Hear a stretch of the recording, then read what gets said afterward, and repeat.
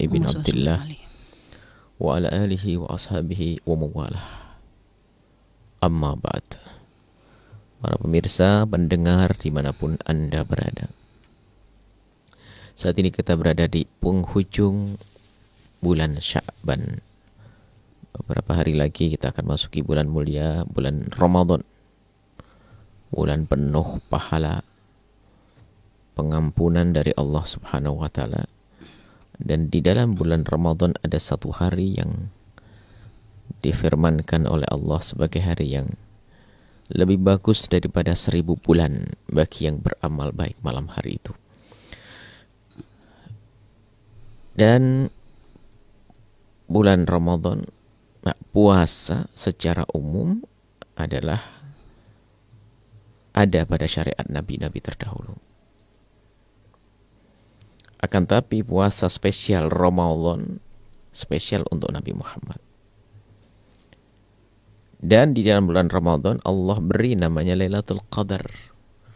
Ini nikmat di atas nikmat.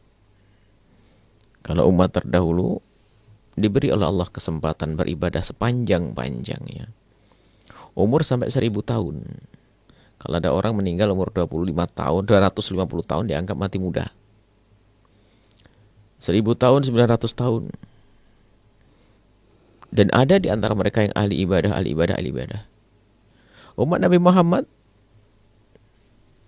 pendek umurnya. Tapi Allah yang maha kasih kepada semua, dan lebih khusus lagi, Allah maha kasih kepada umat Nabi Muhammad SAW. Allah beri kewajiban di dunia dalam tempo yang pendek untuk mendapatkan kebahagiaan yang panjang. Dan di dalam hari-hari atau bulan-bulan umat Nabi Muhammad itu ada satu bulan yang di dalamnya ada namanya Lailatul Qadar. Dan bagi siapapun yang beramal baik di malam itu lebih bagus daripada 1000 bulan. Yang artinya biarpun umurnya pendek, tapi kualitasnya nggak kalah dengan umat-umat terdahulu. Puji syukur kepada Allah. Tinggal kita sadar atau tidak tentang kemuliaan ini. Lailatul Qadar akan selalu ada, bulan Ramadan tiba, akan tapi dari kita ada 3 model manusia. Yang pertama, tidak sampai kepada Ramadan. Sebelum Ramadan sudah meninggal. Dan semoga Allah manjangkan umur kita sampai kepada Ramadan. Dan yang masuk bulan Ramadan ada 2 model manusia. Yang pertama adalah orang yang cuek begitu saja, tidak peduli tentang kemuliaan Ramadan. Dan yang kedua adalah orang yang Masya Allah di saat Ramadan tiba, oh luar biasa, kerinduannya kepada Allah tampak di saat-saat seperti itu. Adapun yang pertama yang tidak peduli, ini kasihan. Permasalahannya adalah dia tidak mengerti tentang keutamaannya Ramadan, sehingga Ramadan Ramadan tidak beda dengan bulan-bulan yang lainnya. Maka di saat dia tidak bisa memuliakan Ramadan, maka turunlah martabat Ramadan baginya. Mudah bermaksiat, tidak melakukan kebaikan, ya tidak ada namanya, nggak ada kelebihan bagi dia. Seperti orang kalau tidak mengerti intan permata, dianggap beling yang pecah, maka ia akan taruh di sembarang tempat. Tapi kalau dia mengerti bahasa itu adalah permata berlian, akan dijaga. Sama, harinya sama secara zahir. Matahari terbit dari timur, sama. Kalau musim hujan ya hujan, musim dingin. Dan biasa, nggak ada secara zahir. Akan di balik hari-hari itu dan malam-malam itu ada satu malam yang sangat mulia. Bulan Ramadan dimuliakan Allah lah ini. Dari mana kita tahu itu dimuliakan? Dari firman Allah, dari hadis-hadis Nabi SAW, dari apa yang dikatakan para ulama, dan bagaimana para ulama kerinduan mereka untuk menjadi orang beruntung di bulan Ramadan, berlomba-lomba. Seperti Imam Malik rahimahullah ta'ala, kalau sudah masuk bulan Ramadan tutup fatwa, beliau ada menghadap kepada Allah Subhanahu wa ta'ala. Imam-imam besar seperti itu, dia hanya menghadap kepada Allah karena waktu itu waktu asyik, menuai kerinduannya dengan Allah Subhanahu wa ta'ala. Mereka setiap malam ia beribadah. Atau kalau Ramadan luar biasa, perbanyak menghafal, membaca Al-Quran. berbanyak zikir, berbanyak ibadah. Itulah para kekasih-kekasih Allah, orang-orang besar. Nah, lalu kita itu bagian kelompok yang mana? Apa kita kelompok yang sudah mempersiapkan diri saat ini dengan Ramadan? Atau cuek, naudzubillah? Kita tanyakan diri kita sendiri. Jangan sampai betul keluar dari bulan Ramadan dijauhkan dari rahmat Allah, dikutuk. Karena apa? Tidak berusaha memanfaatkan kesempatan emas yang Allah berikan, yaitu dipanjangkan usianya hingga memasuki bulan Ramadan. Maka dari itu kita perlu mempersiapkan secara lahir dan batin. Yang dua-duanya ini, lahir dan batin itu sebetulnya berangkat daripada keyakinan kita tentang Ramadan. Nah, ini keyakinan tentang Ramadan, agungnya Ramadan, mulianya Ramadan. Sehingga dalam 3 hadis yang mirip-mirip berbunyi Man shoma Ramadhana imanan wa ihtisaba ghufira lahu ma taqaddama min dhanbihi. Berpuasa di bulan Ramadan imanan dengan penuh keyakinan. Nah, ini perlu dibangun. Imanan wa ihtisaba, mengharap pahala dari Allah dan karena dia tahu pahalanya besar. Ghufira lahu ma taqaddama min dhanbihi, akan diampuni dosa yang lalu. Riwayat yang lain berbunyi man qama Ramadhana imanan wa ihtisaban ghufira lahu ma taqaddama min dhanbihi. Barang siapa yang menghidupkan malam Ramadan dengan ibadah, maka akan diampuni dosanya oleh Allah. Satu hadis lagi berbunyi man qama lailatul qadri ghufira lahu ma taqaddama min dhanbihi. Yang menghidupkan malam Lailatul Qadar akan diampuni dosanya oleh Allah yang lalu. Dalam riwayat wa ma ba'dah wa ma ta'akhir, dosa yang akan datang. Masya Allah. Belum lagi nanti akan dilipat gandakan pahala. Setan dibelenggu yang maknanya ulama berbeda pendapat. Sebagian mengatakan betul-betul dibelenggu dan tidak mengganggu lagi. Sebagian mengatakan fungsi setan tidak teramat besar, karena suasana yang ada pada umat adalah suasana kebaikan, suasana ibadah, sehingga susah bagi setan untuk mengganggu mereka.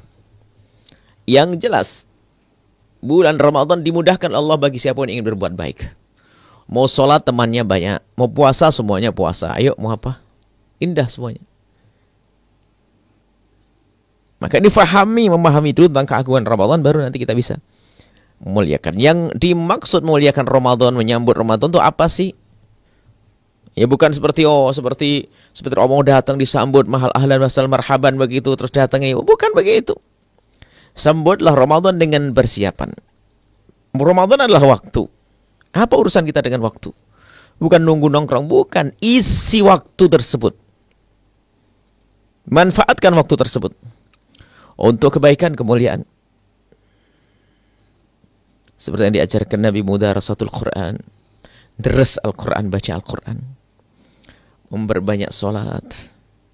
Kemudian juga ada silaturahim, berderma dan seterusnya. Kita perbanyak di bulan mulia, bulan agung, bulan Ramadan. Dan di antara persiapan zahir, zahir batin harus ada persiapan. Kalau persiapan zahir mungkin kita mulai. Ya persiapannya sifatnya kesempurnaan dalam ibadah, mukammilat ya. Kesempurnaan dalam ibadah-ibadah seperti ya musolanya yang kurang rapi dirapikan, masjid yang tidak rapi dirapikan ya. Sajahdahnya mana? Selama ini kan sholat di rumah asal saja, sekarang akan ke masjid. Kemudian juga hal-hal yang ada urusannya dengan itu semuanya disiapkan. Sekarang menyiapkannya. Maka di saat kita menyiapkan itu sebetulnya itu iman dan tidak ada pahala. Biarpun itu hanya menyiapkan saja. Karena apa? Hubungannya dengan sebuah kemuliaan. Termasuk menyiapkan bahan makanan. Agar setelah Ramadan tidak disibukkan untuk belanja ke pasar. Akan tapi dia ingin mengurangilah. Kalau belanja mungkin tidak bisa tidak. Mengurangilah. Kecuali orang yang kerjaannya di pasar, nanti ada pendidikan lain bagi siapa yang kerja di pasar, agar pasarnya seperti tempat ibadah semuanya. Kita mulai dari sini dulu bahwasanya persiapan zahir itu penting. Kemudian persiapan batin ini adalah, di samping keyakinan yang sudah kita sebutkan tadi, mari kita membuat perdamaian atau berdamai dengan saudara, sanak kerabat, suami istri. Demi menjalankan Ramadan dengan suasananya indah.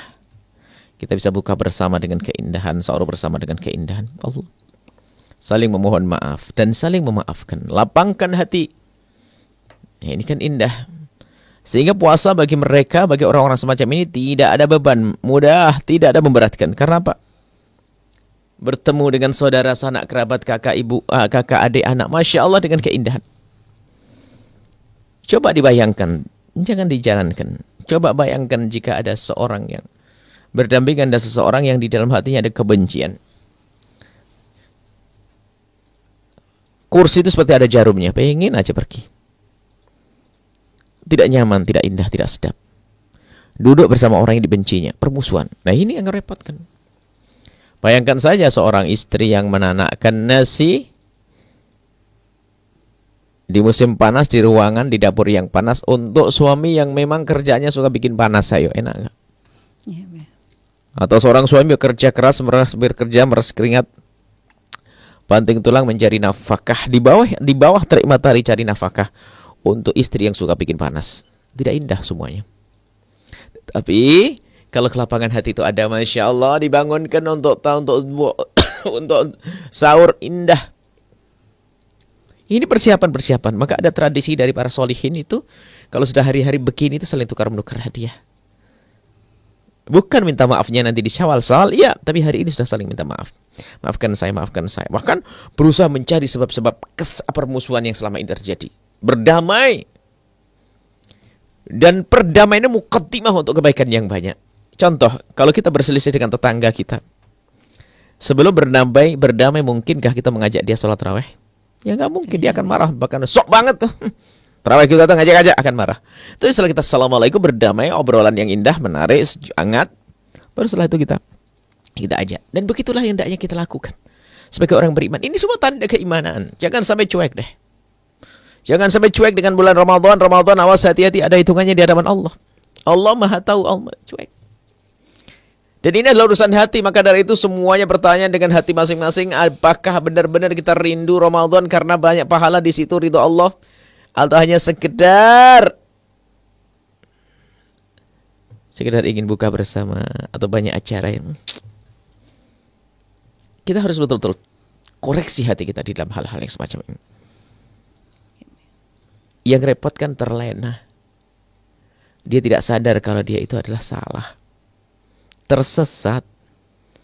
Masuk bulan Ramadan dia ibadah, malah naudzubillah. Yang dilakukan adalah bukan menghadap kepada Allah. Menjaga, ini termasuk kesalahan-kesalahan. Menjaga waktu buka dengan ngabuburit yang salah. Ngabuburit yang benar kan ke pengajian. Ngabuburit yang salah ke pantai, lihat orang goyang pinggul yang buka aurat. Wah, ini kan repot, pahalanya habis.